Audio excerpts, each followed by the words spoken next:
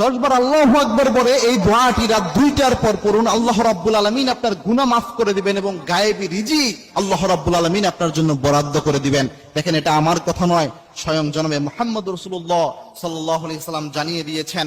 তাফসীর ইবনে কাসির অন্যান্য সব তাফসীরের মধ্যে এটা একটা অন্যতম প্রসিদ্ধ একটি তাফসীর। এই তাফসীর ইবনে কাসিরের সূরা মুতাফফিফিনের 6 নম্বর আয়াতের ব্যাখ্যায় এই হাদিসটি ইবনে কাসির রাহিমাহুল্লাহ তিনি নিয়ে এসেছেন। এই ঘোষণাটি আল্লাহর হাবিব সাল্লাল্লাহু আলাইহি ওয়াসাল্লাম নিজে দিয়েছেন। আয়েশা রাদিয়াল্লাহু তাআলা আনহা এই হাদিসটি বর্ণনা করেছেন।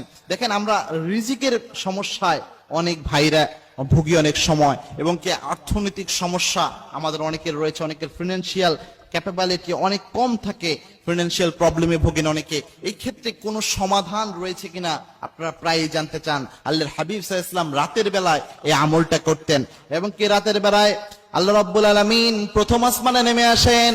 প্রথম আসমানে নেমে আসে আল্লাহ রাব্বুল আলামিন ডাকতে শুরু করেন, হাল মিন মুস্তাগফিরিন ফাগফিরাল্লাহ। কে আছো গুনাহ করে ফেলেছো, আমি আল্লাহর কাছে মাফ চাও, তোমার জীবনের সব গুনাহ আমি আল্লাহ মাফ করে দেব।